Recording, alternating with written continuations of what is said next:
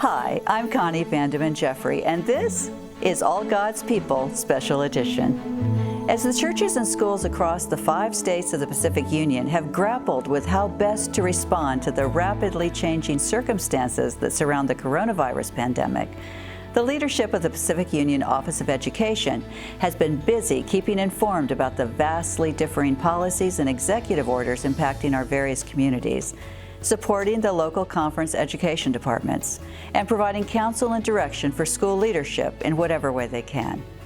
This has given them a first-hand look at how our schools are coping, as well as a glimpse of what may be on the horizon ahead. Recently, the Office of Education worked with our Communication and All God's People production team to produce a back-to-school video to share with our teachers, and also with you, our All God's People viewers. It's a special report for this week. We'll be back next week with more stories of faith and providence. Here's our back-to-school video for the 2021 school year.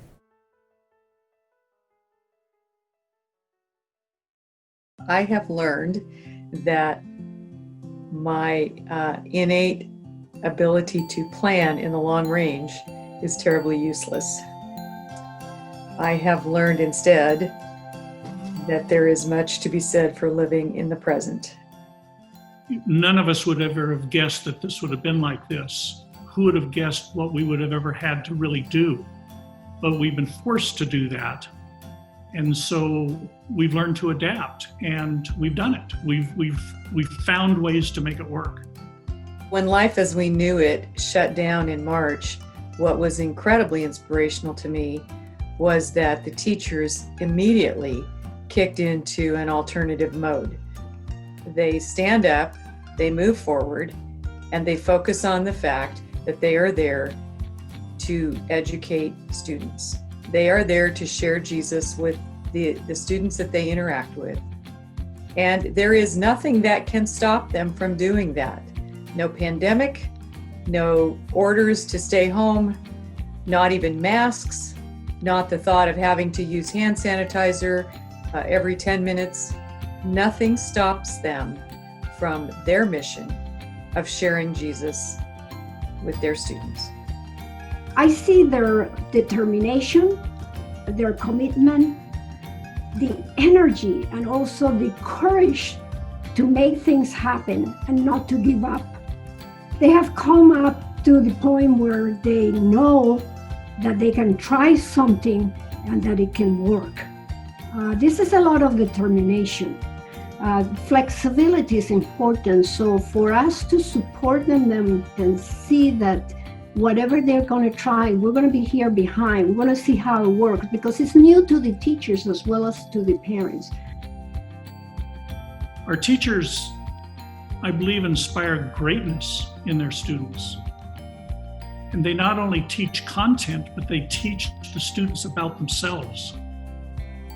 Teachers are really more than individuals who have and share knowledge. They're coaches, encouragers, confidants. They're counselors, they're believers in dreams, they're spiritual guides, and so much more. The most important thing I think we can do is to trust our teachers to do the best that they can.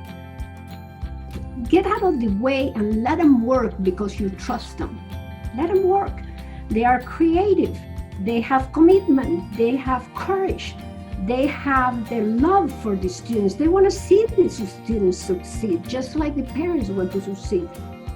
We have to recognize that teachers are spending countless hours to find ways to make the delivery of education content in a creative, meaningful, relevant.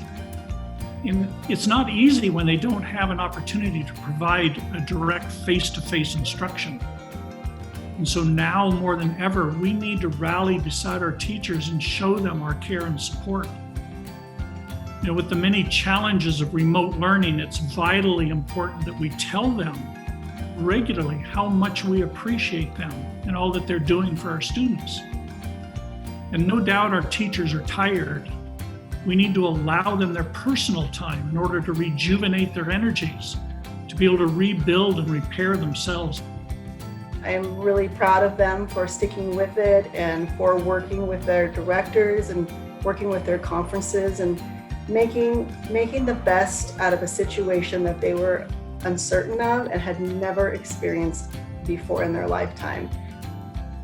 Parents, even though there may be a certain level of fear that they have in having their kids go back face-to-face education, they're ready for the teacher to take over again for them, in that role. We need now more than ever a way to connect our students, to connect them with loving, caring, Christian, committed teachers.